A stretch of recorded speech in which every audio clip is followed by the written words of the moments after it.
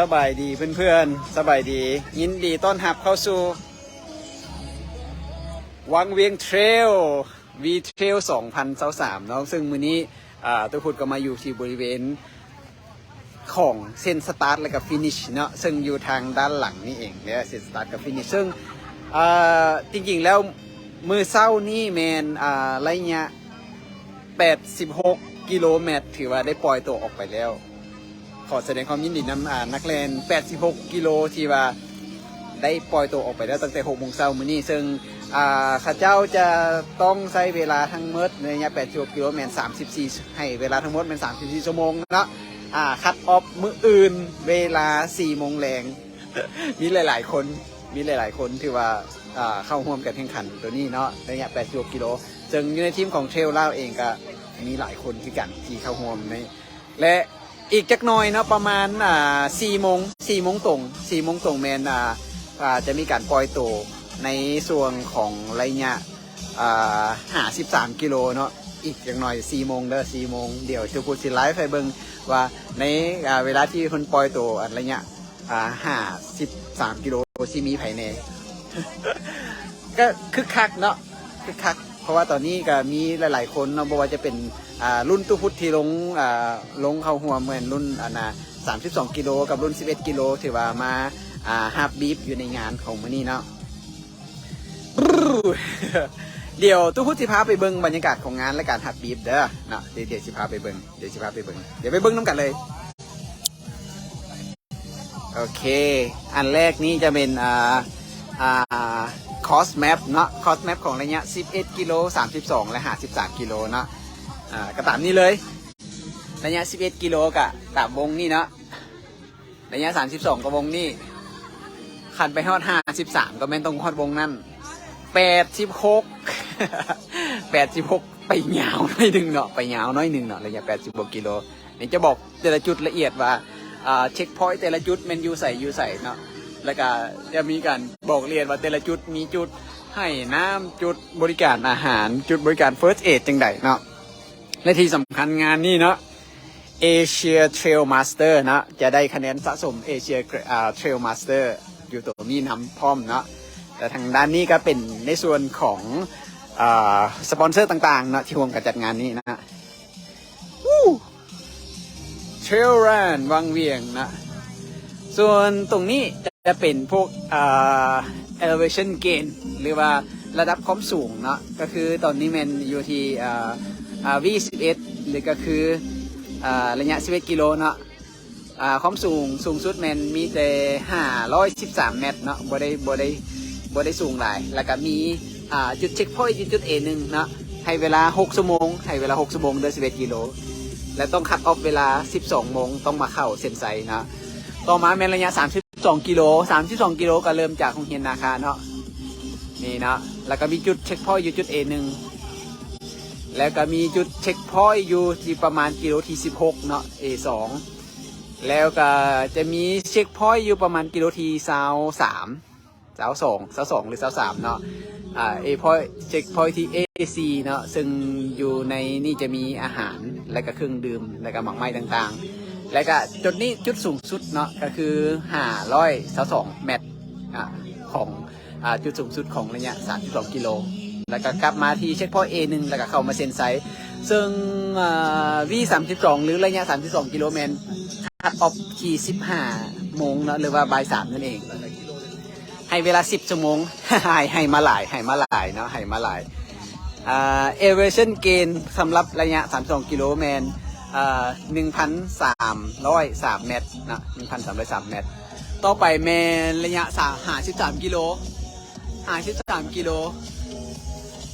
ผู้หลายหน่วยเติบเนาะ โอ้ระยะสูงสุดแมน1,156 เมตรเนาะ1,156 เมตรเนาะแล้วก็อยู่ที่เช็คพอยต์2อยู่แมนจุด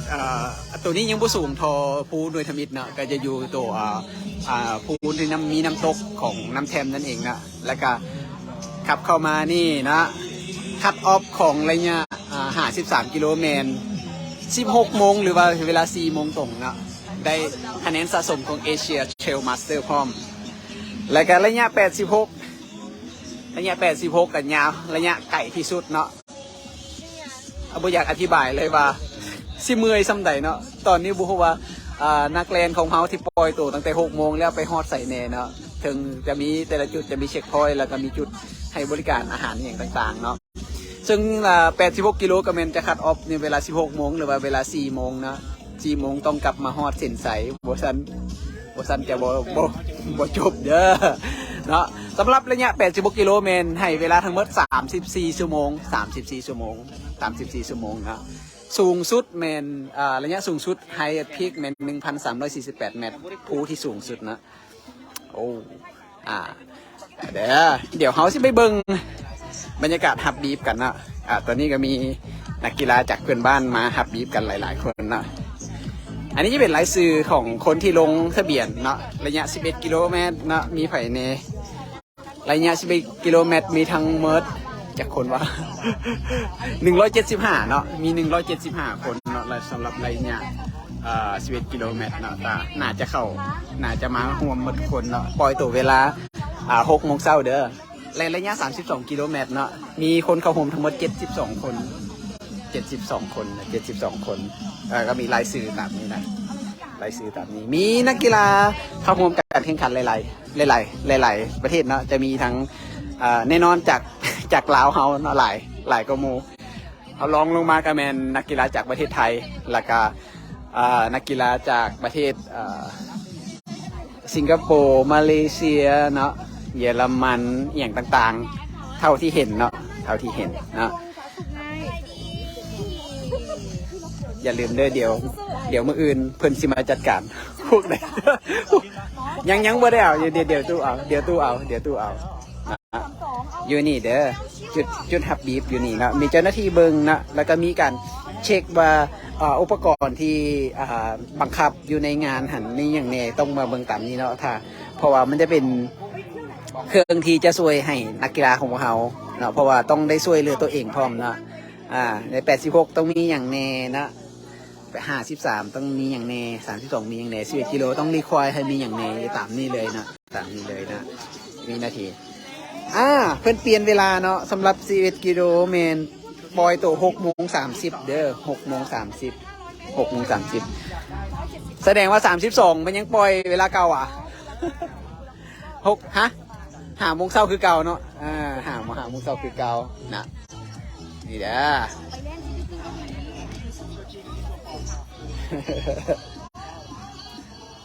โซดาลาวมาด้วยกัน